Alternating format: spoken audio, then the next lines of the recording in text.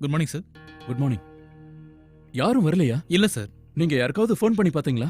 நீங்க இல்ல சார், என் போன்ல சார்ஜ் இல்ல, அதனால பண்ண முடியல. ஆபீஸ்க்கு வந்து 2-3 பேருக்கு ஃபோன் பண்ணி பார்த்தேன். ஆனா அவங்க எதையும் காது கொடுத்து கேட்கற மாதிரி தெரியல சார். இப்போ என்ன பண்றது சார்? மேனேஜர், இந்த ஆர்டர் எப்படி கம்ப்ளீட் பண்றது? குட்டி பையா, கிர்ஜாக்கா, நீங்க ஏன் சட்னி அம்மில அரைச்சிட்டு இருக்கீங்க? பின்ன என்ன பண்றது, அதான் கரண்ட் இல்லையேம்மா. ஏன் தான் இப்படி பண்றாங்களோ தெரியல, எங்க போனாலும் இருட்டா இருக்கு. என்னாச்சு மாணிக்கம், ஏன் இவ்வளவு கோவமா இருக்க?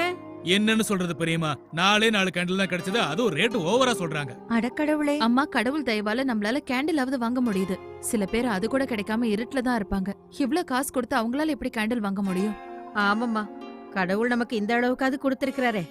உண்மைதான். சரி மாணிக்கண்ணே, பிளேட்ஸ் வாங்கிட்டு வந்தீங்களா? வாங்கிட்டு வந்திருக்கமா, ஒரு நிமிஷம் இருங்க. கொடுங்க. அப்புறம் கிளாஸும் வாங்கிட்டு வந்திருக்கேன். அர்ச்சனா, இது எதுக்குமா வாங்க சொல்லிருக்க? அம்மா, சாப்பிட்டதுக்கு அப்புறம் நாம விளக்க தேவையில்ல, சாப்பிட்டு தூக்கி போட்டுடலாம். இங்க பாருங்க.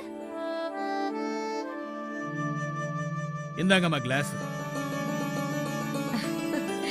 நீ ரொம்ப நல்ல யோசனை பண்ணிருக்க.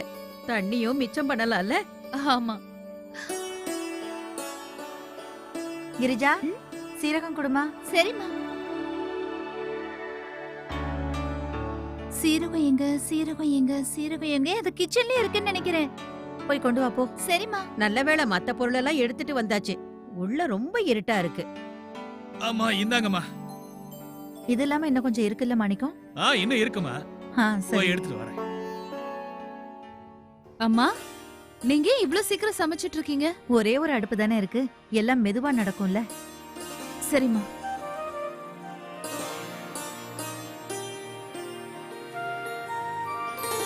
இந்தாங்கம்மா. காவேரி, கொஞ்சம் டீ கொண்டா.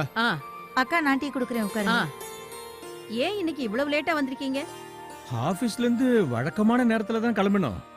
ஆனா பவர் இல்லாத காரணத்தினால ரொம்ப இருட்டா இருந்தது. சிக்னல் வேற வேலை செய்யல.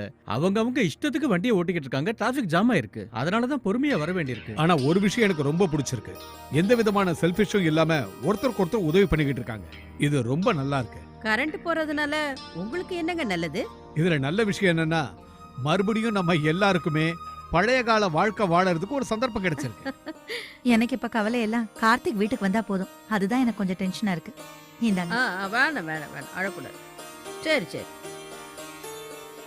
குழந்தை ஏமா அழுதுகிட்டு இருக்கான்? இவனுக்கு வேர்க்குது பெரியப்பா.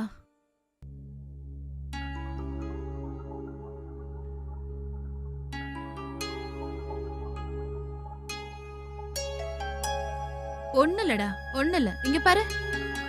டுக்கு. வாப்பா வாப்பா கார்த்திக். எல்லாத்துக்கும் ஒரு எல்லை இருக்கு.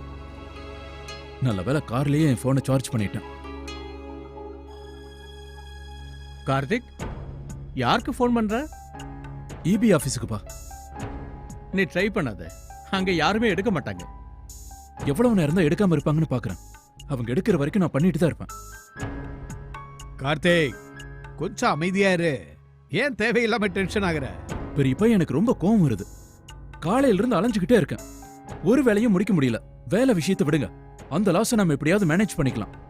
ஆனா நம்ம குடும்பம் கஷ்டப்படுறத என்னால எப்படி பார்க்க முடியும்? நீ சொல்றது எனக்கு புரியுதுப்பா. ஆனா நீ நினைக்கிற அளவுக்கு இதெல்லாம் ரொம்ப பெரிய விஷயம் இல்ல. இந்த பிரச்சனை நமக்கு மட்டும் இல்லப்பா, எல்லாருக்கும் இருக்கிறது தானே. இதை நம்ம ஃபேஸ் பண்ணி தானே ஆகணும்.